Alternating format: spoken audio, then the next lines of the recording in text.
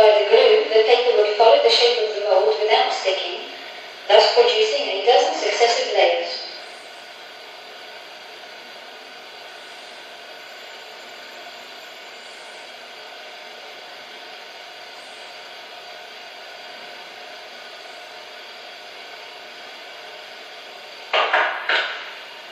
The remaining volume was then filled with a paste called terre, earth. This mixture was composed of glue, flour, finely torn paper, chopped tow, known as filasse, blanc de meudon, and cork powder. The addition of cork powder and capital.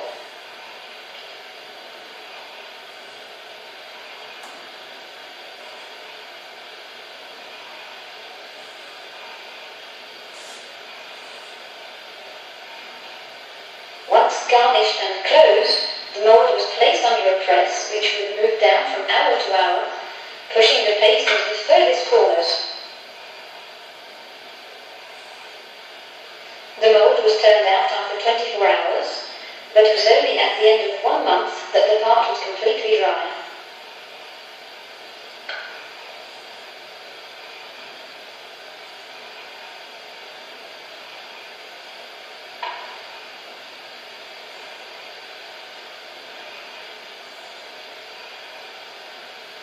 The complex shape of this part required a mold in several pieces.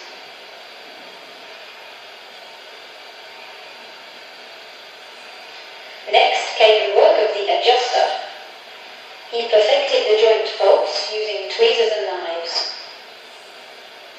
After being glued, the two sides of the part were put together, then held provisionally by brass wires.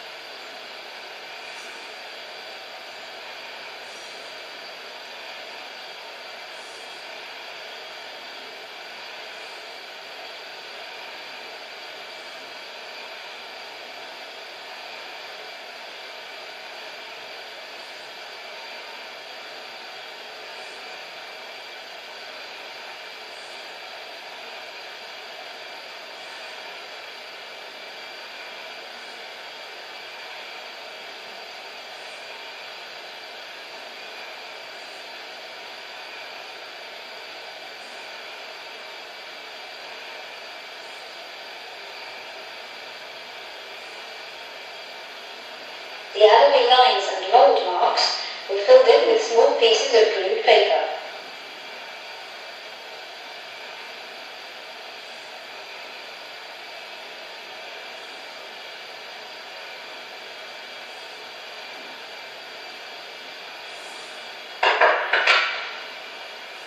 The next day, the piece could be sanded and covered with finishing paper.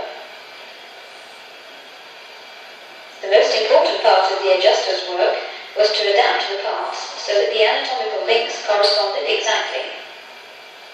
The vessels were produced separately from the piece following a prototype, identifiable by its yellow colour.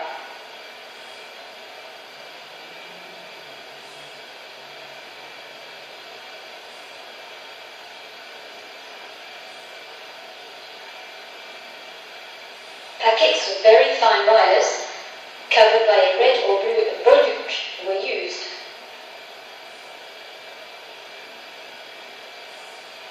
The section of a vessel was stopped by wrapping mûrier paper, used at that time for wrapping rice. Once assembled, the vessels were nailed to the piece and the extremities pushed into the interior.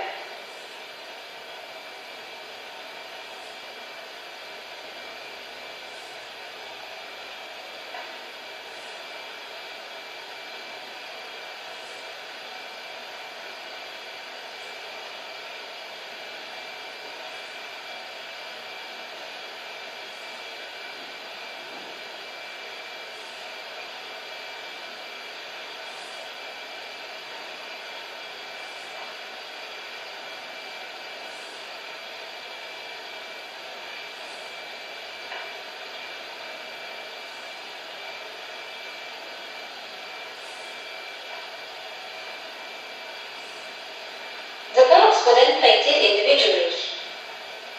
The muscles were fibred by crushing brushes in fan shape.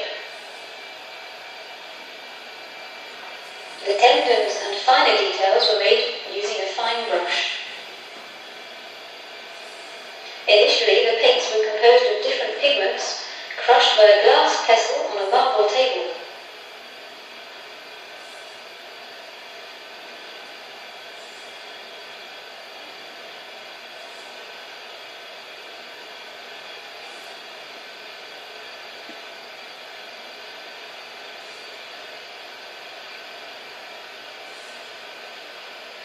Each piece was then checked and numbered before being covered with the final coat of Russian fish glue.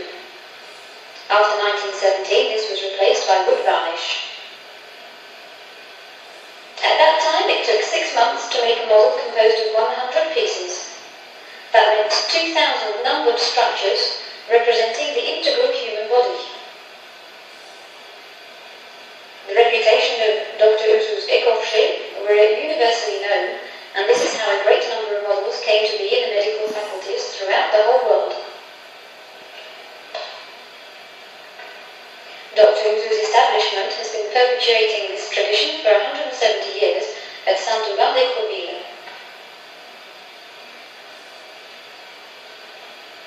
Techniques have obviously changed.